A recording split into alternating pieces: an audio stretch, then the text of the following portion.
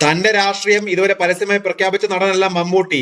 എന്നാൽ ആദ്യകാലം മുതൽ തന്നെ ഇടതുപക്ഷത്തോട്, പ്രത്യേകിച്ച് CPM-നോട് വളരെ അടുത്ത ബന്ധം പുലർത്തിയിരുന്ന താരമാണ് മമ്മൂട്ടി. പലപ്പോഴും CPM-ന്റെ പരിപാടികളിലെല്ലാം സജീവമായി തന്നെ മമ്മൂട്ടി പങ്കെടുക്കാറുമുണ്ട്. കൈരളി ചാനലിന്റെ ചെയർമാൻ കൂടിയാണ് അദ്ദേഹം.